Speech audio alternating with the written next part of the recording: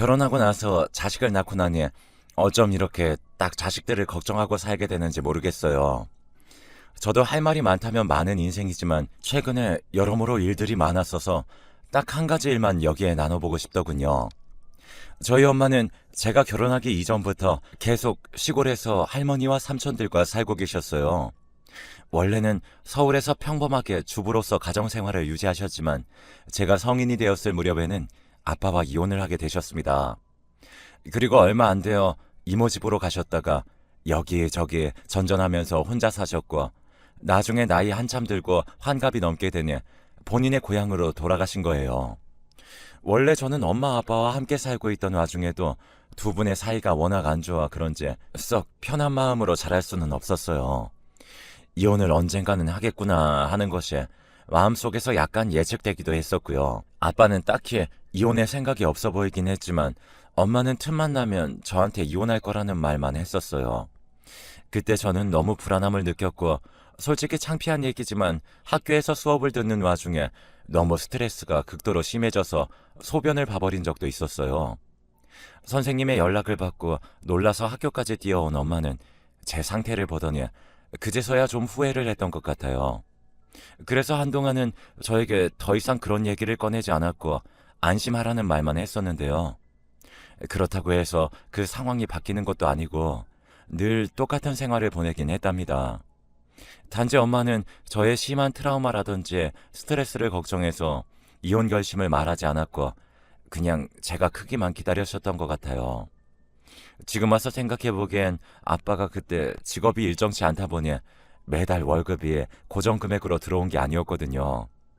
그런 와중에 돈에 벌벌 떠시는 성격이다 보니 아마 매번 아빠가 좀 더 무언가 계획 있게 생활을 해야 하는 엄마와 마찰이 많았던 것 같아요. 두 분 다 집에 있을 때도 있고 계속 얼굴을 마주하는 상황이 빈번해지니까 그렇게 싸울 일이 생겼나 봐요. 제가 중학생 때쯤 엄마가 일을 하러 다니게 되면서 그나마 좀 잠잠해졌고 일주일에 한 번 싸우는 게 한 2, 3주에 한 번 정도로 넘어가게 되었답니다. 그런데 이쯤 되니 저도 이건 아빠가 잘못했다고 생각했던 게 아빠는 여자가 밖에서 일을 하고 집안을 안 돌본다며 퇴근하고 힘들게 들어온 엄마를 닥달하고 밥 차리라고 마구 하는 걸 봤어요. 엄마는 그때 폭발해서 둘이 엉망진창으로 싸웠고 이쯤 되니까 저는 더 이상 두 사람이 결혼 생활을 유지하는 걸 지지할 수 없겠더라고요. 단지 뭐랄까? 단 2년에서 3년 정도만 좀 더 버텨줬으면 하는 생각뿐이었습니다. 그러면 그나마 내가 마음의 준비가 되어 둘의 헤어짐을 받아들일 수 있을 것 같았거든요. 그렇다고 엄마가 저에게만은 대단히 끔찍하게 좋은 엄마였다든지 아빠가 또 자식인 저에겐 잘해줬다든지 그런 것도 없었어요. 그런데 역시나 아이에게 있어 부모라는 것은 큰 세계가 아니겠어요. 형제 자매도 없이 외동이었던 저에게 부모님의 존재라는 것은 저를 둘러싼 아주 큰 방파제 역할을 했었거든요. 그렇게 흐물흐물 힘없이 넘어지면서 저 하나만 남는 상황을 견딜 수가 없었어요. 일단 엄마는 용케도 버텨주었고 제가 대학생이 되던 그 해에 폭탄 선언을 하시더군요. 솔직히 예상은 했던 얘기이기에 엄청나게 충격적이진 않았습니다. 올게 왔다는 느낌이긴 했지만 그래도 이게 쭉 진행이 됐고 엄마의 짐이 옮겨지는 걸 보고 있으려니 서글프긴 하더군요. 아빠는 더 말할 것도 없다면서 엄마가 이삿짐 센터를 불러서 짐을 실어서 나가는 동안 할머니 댁으로 가서 며칠 주무시고 오셨어요. 저는 그때 엄마가 이 집에서 자기가 살던 살림살이를 정리해 나가는 걸 보자 하니 참 답답했지만 엄마를 그렇게 보내드리게 되었습니다. 이후로도 연락은 계속 해오긴 했지만 엄마 역시 눈앞에서 멀어지게 되고 평소에도 막 두텁고 사이가 좋던 것은 아니었으니 점점 거리가 생기더라고요. 그리고 아무래도 내가 한쪽 부모와 계속 살면서 다른 한쪽 부모에 대한 얘기를 부정적으로 들을 수밖에 없는 사정이 되어서 엄마에 대한 이미지도 썩 좋게 느껴지지 않았고요. 아빠는 점점 몸도 안 좋아지고 수입이 일정치 않다 보니까 나중에 제 등록금이며 이것저것 해주는 걸 부담스러워 하시더라고요. 엄마에게 도움을 요청했는데 돌아오는 엄마의 말은 다소 기분 나쁜 어투였어요. 아니, 네 아빠는 너 하나 데리고 있으면서 그거 하나 못 해준다니? 엄마도 지금 혼자 집세 내고 세금 내고 사는 거 아주 골치 아파. 아빠한테 말 좀 잘해봐. 엄마 일하고 있어서 다시 전화할게. 끊어. 진짜 이때 어찌나 우울감이 몰려오던지 어쩌자고 자식을 낳아서는 이렇게 둘 사이에 홀로 불행하게 만드는지 너무 싫더라고요. 아빠는 저에게 딱히 안 좋은 소리를 하는 건 아니었지만 집에 가면 늘 어둡고 습한 분위기가 착 깔려 있어서 정말 답답하고 싫었어요. 그래서 저는 중간에 휴학을 하고 아르바이트를 했고 그렇게 해서 돈을 조금씩 벌다 보니 또다시 학교를 다니기가 쉽지 않더라고요. 그래도 아빠는 졸업을 해야 한다고 하시니 이때 슬슬 이골이 나면서 내가 부모님 말을 들어드리는 건 이제 이게 마지막이라고 생각했어요. 그래서 가까스로 졸업했고 바로 저는 취업하기에 좋은 직장을 찾아 일찍 일하게 되었답니다. 제 조건이 좋은 건 결코 아니었는데 기존제 학력보다 살짝 하향해서 지원하니까 그리 어렵지 않게 바로 구해지더라고요. 직장 생활하면서 수입이 생기니 경제적으로도 약간은 숨이 트이게 되었고 그때 제가 첫 월급을 140만 원 정도 받았는데 그럭저럭 나쁘지 않았어요. 아빠의 일은 뜨문뜨문 있는 데다가 연세가 드시니 점점 없어지는 추세였고요. 그나마 집이라도 아빠 명의로 갖고 있었고 생활비나 자잘한 세금만 좀 해결되면 괜찮았는데 그걸 제가 거의 다 해결하고 있는 셈이 되었어요. 그러던 와중에 친구를 통해 지금의 남편을 만나게 되었고 저는 25살의 나이로 결혼하게 되었답니다. 그런데 엄마에게 결혼 소식을 알렸는데요. 엄마는 아빠와 나란히 혼주석에 앉을 자신이 없다는 거예요. 이때 정말 생전 처음 엄마에게 울면서 막 대들었던 것 같아요. 언제까지 둘의 싸움에 나를 말려들게 할 거냐면서 말이죠. 자식을 낳았으면 낳은 행위에 대한 책임을 지란 말이야. 언제까지 나를 엄마 아빠 등살에 못 이겨서 맨날 끌려다니고 눈치 보게 만들 거야? 아무리 전 남편이 싫어도 그렇지. 그 사이에서 맞는 딸이 결혼을 한다는데 그거 잠깐 같이 앉아있는 것도 못하겠다고? 엄마 너무 이기적인 거 아니야?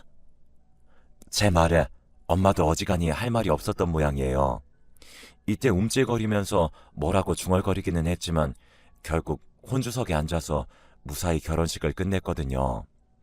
그리고 남편과 신혼집을 얻어서 사는데 당시 시댁 바로 옆에 살게 되었어요. 남편은 참 유순하고 좋은 사람이긴 하지만 어머니가 장남 자부심이 있는 분이어서 저를 엄청 힘들게 하셨답니다. 무슨 일만 있으면 꼭 전용 멘트를 달고 사는 말이 있었으니 바로 지금도 떠올리면 경기를 일으키게 하는 말이었어요.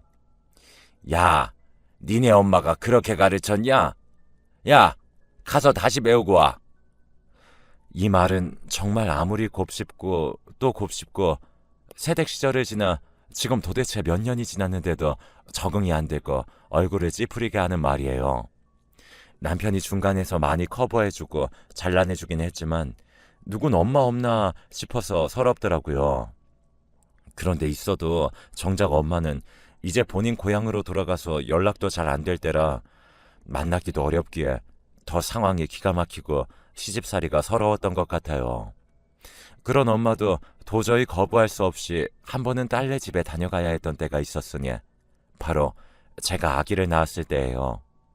아무리 그래도 친정엄마가 와서 손자 한번 안아보고 딸내미 미역국이라도 한 그릇 끓여줘야 하는 거 아닌가요? 그런데 그건 정말 그게 딱 한 번으로 끝이 났어요.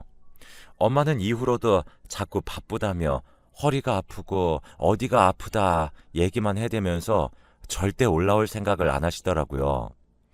밤낮으로 울고 저만 보면 제 머리카락을 쥐고 울기부터 하는 아기를 붙잡고 있으려니 저는 그때 잠깐 안 좋은 생각도 들 정도로 무척 힘들었어요. 그때 엄마한테 애원하면서 한 번만 올라와서 잠시라도 애기 봐주면 안 되냐고 부탁을 했죠. 그런데 그때도 엄마는 거절을 하더라고요. 엄마 너무 힘들어서 못 갈 것 같아. 원래 아기는 다 자기 손으로 키우는 거야. 나도 너 키울 때 니네 할머니 도움이고 뭐고 받은 것 없어. 엄마가 되었으면 강해져야지. 진짜 기가 막히는 게 제가 무슨 맨날 집에서 상주하면서 봐달라는 것도 아닌데 어쩜 말을 이렇게 하나요? 그러는 본인은 엄마가 되어서 얼마나 역할을 잘 수행했길래 당당하게 딸한테 저런 말을 할 수 있는 건지 이해가 안 갑니다. 그래서 저는 더 말하는 걸 관두고 그냥 제 앞에 닥친 이 힘겨운 육아를 어찌저찌 해나갔어요. 애가 안 자면 저도 안 자고 그냥 며칠씩 밤새고 넋이 나가서 밥도 못 먹고 하면서 거의 10kg가 빠지는 와중에 점점 애가 크긴 하더라고요. 그나마 키울만해지고 이제 저도 좀 살겠다고 어린이집을 보내려고 훈련을 하고 있던 차였어요. 그런데 그런 와중에 엄마가 올라온다는 거예요. 그래서 왜 그런가 했더니 새삼 또 뭐 제 생각이 나고 미안해서 온다나요? 좀 어이없고 저도 가슴 안에 약간의 서운함과 앙금이 있었지만 그냥 오시라고 했어요. 그런데 엄마가 다녀간 그 이틀, 그날 아침에도 애가 열이 나서 정신이 없고 엄마는 본인이 기껏 보러 와줬는데 자기 신경도 안 써준다며 되려 서운해하면서 화를 내시는 거 있죠? 진짜 누가 부모고 누가 자식인지 모르겠더라고요. 그러다가 엄마가 집에 가는 날 우리 집 이중 현관문에 손을 짚었다가 손이 살짝 낀 거예요. 엄마가 아야 하면서 손을 빼는데 이상하게 저는 그 장면조차도 막 짜증이 치밀어 올랐어요.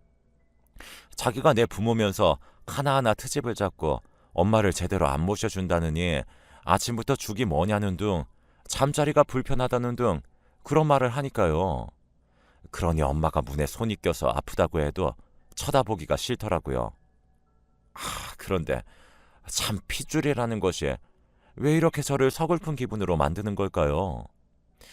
엄마가 그렇게 돌아가고 난 뒤에 저는 이제야 긴장이 풀렸는지 몸이 나른해지고 그 후로 아이 열도 내려가고 다시 멀쩡한 일상이 돌아왔어요. 그런데 계속 시간이 가면 갈수록 며칠이 지나고 한 달, 두 달이 지날수록 엄마가 그때 이중문틈 사이에 살짝 손가락이 끼었던 게 생각이 나는 거예요. 그때 엄마 괜찮냐고 말이라도 할 걸. 왜 나는 한숨만 쉬며 애 옷이나 입히고 있었을까 하면서 말이에요. 그게 그렇게 불편해서 가슴에 얹혀 있었어요. 그런 와중에 또 제 마음을 편치 않게 하는 사건이 터졌는데 바로 엄마가 시골에서 외숙모랑 이모들의 일을 도와주다가 다친 모양이에요. 크게 넘어져서 허리도 다치고 발도 삐었는지 제대로 못 움직이신다는 거예요. 외숙모들도 다들 이제 연세도 많고 몸이 성치 않으시거든요. 우리 엄마가 그중 막내이기 때문에 위에 있는 어른들이 돌봐줄 상황이 안 돼요. 병원도 제대로 못 가고 있었는데 결국 안 될 것 같아서 제가 엄마를 모셔오게 되었어요. 아빠도 혼자 살고 계신 와중에 제가 이런 말을 했더니 그때 아빠가 툭툭 뱉는 말을 듣고 진짜 한숨이 푹 나오면서 눈물이 맺히더라고요. 지영아, 네가 진짜 고생이 많다. 부모 복이 없어도 너무 없는 게 아닌지 아빠가 다 미안하구나. 아빠는 생전 그런 말을 하는 사람이 아니거든요. 그런데 내내 엄마와 잘 안 맞아서 괴로워하고 이런저런 부분 때문에 다투기도 했다는 걸 듣고 나니 아빠도 좀 안쓰러우셨나 봐요. 아무튼 그거야 그거고 저는 더 이상 껄쩍지근하고 불편한 마음을 갖고 싶지 않아서 엄마를 모셔오게 되었어요. 집에 이제 막 어린이집 다니는 딸도 있고 애를 돌보면서 아픈 엄마까지 신경 쓰려니까 확실히 실전은 전쟁이더라고요. 남편에게 이 부분에 대해 양해를 구할 때도 썩 좋아하는 기색은 아니었지만 그래도 신혼 초 2년간 시댁 옆에서 살면서 제가 겪은 온갖 수모를 자기도 알거든요. 그러니 그냥 군말 없이 엄마가 얼마나 계실지 모르지만 일단 1년 정도만 모시고 있자고 말했어요. 정작 이 집에서 쭉 시간을 보내고 챙기는 건 결국 저니까 남편이 그렇게 엄청나게 반대할 것도 없었고요. 그런데 진짜 엄마와 내내 붙어서 생활하는 삶은 장난이 아니더라고요. 얼마나 싸우게 되던지 빨리 엄마가 허리며 무릎이며 발 삔 거며 얼른 나아서 다시 내려가길 바라게 되었어요. 제가 애 밥 차려 먹이는 거며 뭐며 자꾸 한마디씩 얹기 시작하니까 저도 발끈해서 큰 소리를 내게 되었고요. 그래도 일단은 내가 모시겠다고 이렇게 일을 벌인 거니 뭘 어쩌겠어요. 남편에게 불평할 수도 없고 걱정이 많았던 아빠에게도 말을 할 수가 없더라고요. 제가 감당을 해야 하는 건 알겠는데 한 가지 진짜 엄마와의 사이에서 견딜 수 없는 게 있었어요. 바로 말. 그놈의 말 때문이라는 거예요. 가뜩이나 딸내미도 말이 많아서 어린이집만 다녀오면 저를 붙잡고 조잘조잘 떠들고 아주 지칠 것 같은데, 엄마는 종일 집에서 눕거나 소파에 앉아서는 TV만 보면서 그렇게 저에게 말을 걸어대는 거예요. 그러면서 제가 뛰어다니며 청소하고 빨래하고 반찬거리를 만들고 엄마 병원 모시고 왔다 갔다 하고 이전 회사에서 받은 일들을 집에서라도 할라치면 그렇게 삐치시는 거예요. 너 말이야, 엄마가 얘기 좀 하려는데 그렇게 등지고 앉아가지고 일만 하고 앉아있고, 노인네들이 아파서 죽는 게 아니라 외로워서 죽는다더니 그 말이 딱이네 딱이야. 아유, 서러워서 살겠나 진짜. 제가 무슨 엄마만 돌보는 간병인도 아니고 딸네 집에 와서 삼시세끼 다 차려드리는 밥 드시고 병원도 모셔다 드리고 있는데 저도 도리를 다하고 있는 거 아닌가요? 그런데 한편으로는 엄마도 외숙모들과 이모들 틈에서 그렇게 지내고 있다가 갑자기 여기로 뚝 떨어졌으니 젊을 때 그렇게 활달하고 다니기 좋아하던 사람이 오죽 답답하겠나 싶기도 하더라고요. 저도 육아할 때 제일 힘들었던 게 제 또래의 성인과 소통이 안 된다는 거였으니까요. 어찌되었건 엄마의 아픈 부분은 나을 기세가 안 보이니 제가 모시고 있어야 한다는 상황은 변치 않았어요. 그럼 누군가 진짜 엄마랑 말동무라도 해주는 게 좋겠다는 생각이 들더라고요. 그런데 그게 옛날처럼 뭐 동네 어슬렁거리면서 옆집 아줌마나 할머니랑 친하게 지낼 수 있는 시대도 아니고 어렵잖아요. 엄마한테 스마트폰 사드리고 삼촌이나 이모들이랑 통화도 자주 하고 친구들이랑 연락도 좀 하라고 했더니 그때 그나마 좀 점점 나아지기는 했어요. 아무튼 그런 날들을 보내고 있는 사이 어느 날 딸 어린이집 등원시키고 집으로 돌아오고 있는데 아파트 코너 돌아서 폐지 공터가 유독 눈에 띄더라고요. 원래 저희 이사 올 때부터 대로변에 크게 있던 곳이라 별 생각 없긴 했지만 제 눈길을 끈 이유는 여기 어르신들이 삼겹살을 그릴에다가 구워 드시고 계시는 거예요. 냄새가 하도 강렬하게 나길래 나도 마트나 들러서 삼겹살 사야겠다고 생각했어요. 그런데 그릴을 뭘 써서 하는 건가, 부탄가스 같은 거 위에다 쓰는 건가 싶어서 무심결에 쓱 봤는데 그때 땀을 흘려가며 고기를 뒤집고 있던 할머니가 되게 인상적이더라고요. 팔을 걷어붙이고 고기를 굽고 계시고 다들 서서는 종이컵이랑 젓가락만 들고 술판을 늘어놓고 계시는데 자꾸 그 할머니에게 시선이 쏠리는 거예요. 왜냐하면 할머니 팔 한쪽에 문신 같은 게 있었거든요. 요즘 20대 젊은이들이 팔다리에 각각 문신을 하고 다니는 걸 봐서 되게 저 연세에 특이하시네, 신세대시네 하고 지나가려고 하는데 무심결에 갑자기 생각이 하나 스치는 거예요. 저 할머니가 신세대라고 하기엔 우리 엄마도 팔에 되게 오묘하게 생긴 문신이 하나 있거든요. 어릴 때 이게 뭐냐고 하면 엄마가 그냥 별말을 안 했는데 뭔가 좀 비슷해 보여서 눈길을 멈출 수가 없었어요. 왠지 모르게 좀 신경이 쓰여서 계속 쳐다보고 있으니 나중에 거기 같이 드시고 계시던 어르신들이 저를 이상하게 보시더라고요. 그래서 그냥 얼른 서둘러서 왔고 마트에 들려야겠다 생각도 까먹고 집으로 들어왔어요. 엄마에게 이 광경을 본 얘기를 했더니 뭐 그런 일이 다 있냐며 좀 희한하게 생각하시더라고요. 몇 살쯤 되어 보여? 나랑 비슷하게 문신이 있었어? 왼팔에 있었어? 저도 잘 생각이 안 나서 기억을 떠올리며 말했어요. 아, 참, 어느 쪽 팔인지까지 어떻게 내가 기억을 해? 그냥 팔을 걷어붙이고 있었는데 무슨 연탄 구멍 마냥 뽕뽕 동그란 점이 엄마처럼 몇 개 있는 문신이었어. 엄마한테 있는 거 익숙하게 봤으니까 나도 눈길이 가더라고. 나이는 글쎄? 그런데 그 할머니가 엄마보다 백발이라서 정확히 모르겠네. 그 나이대의 어르신들은 염색하고 안 하고의 차이가 크잖아. 그런데 엄마는 묘하게 긴장한 표정인 것이 다시 가서 한 번만 더 자세히 보고 오라는 거예요. 자기 팔뚝에 있는 점 같은 문신 사진을 찍어가라면서 말이죠. 보니까 5개의 점 같은 게 원형으로 되어 있는 문신이었는데 되게 젊은 날에 했던 건지 퍼렇게 번져 있긴 한데 알아볼 수 있는 수준이었어요.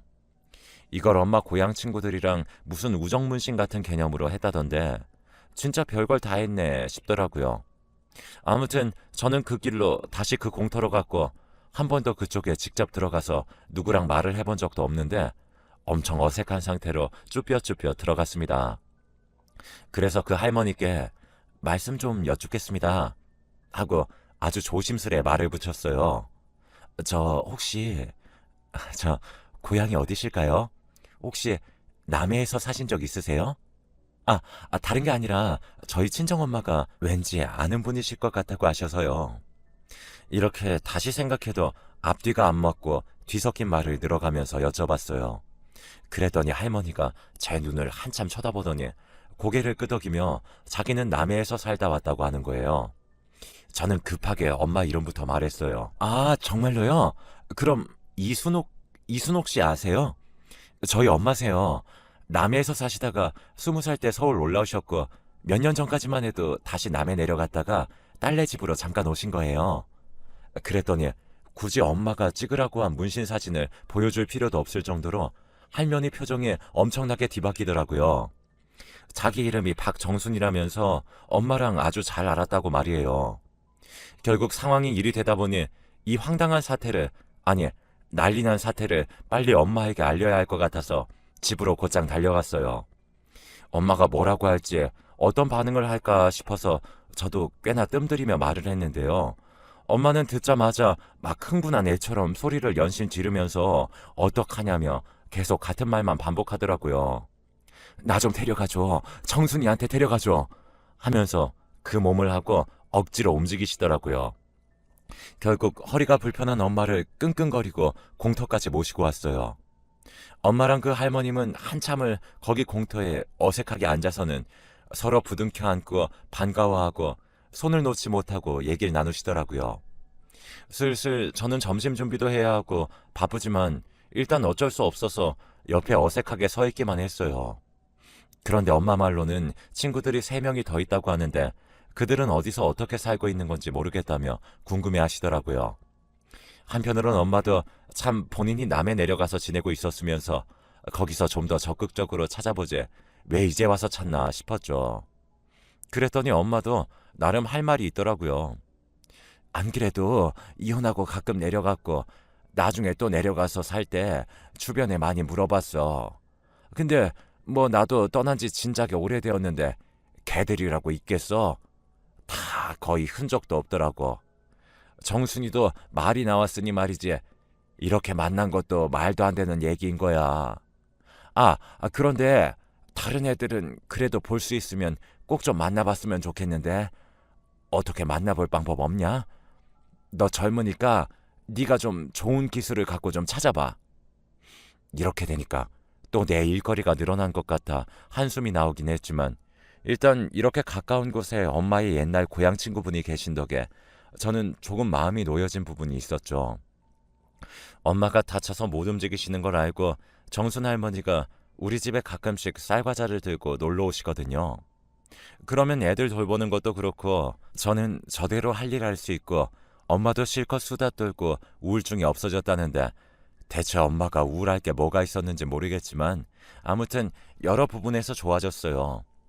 그래서 제가 당장은 못 찾아드리고 시간 날 때 틈틈이 찾아보겠다고만 했는데요. 이후로 남편과 함께 이런저런 정보만 갖고 인터넷을 찾아보거나 알아보곤 했어요. 그런데 아쉽지만 우리의 정보력이 부족해서 그랬는진 몰라도 나머지 3분은 찾을 수가 없더라고요. 그래서 이제 더더욱 정순 할머니를 맞닥뜨리게 된 것이 더욱 신기하고 믿겨지지가 않았어요. 나중에 엄마를 통해 들어보니 3분 중 한 분은 젊은 날에 유방암으로 일찍 가셨다는 것 같더라고요. 그것도 정순 할머니가 얘기해 주셔서 듣게 되셨나 봐요. 이후로 엄마는 여전히 잔소리가 많고 저 안 맞긴 하나 정순 할머니를 만나게 된 이후로 요즘 딱히 볼멘 소리를 하지 않으세요. 제가 엄마에게 도움이 좀 더 되었다면 좋았겠지만 엄연히 한 사람에게는 자식이 채울 수 있는 게 있고 동세대의 친구나 사람들이 채워줄 수 있는 카테고리가 각각 다른 것 같더라고요.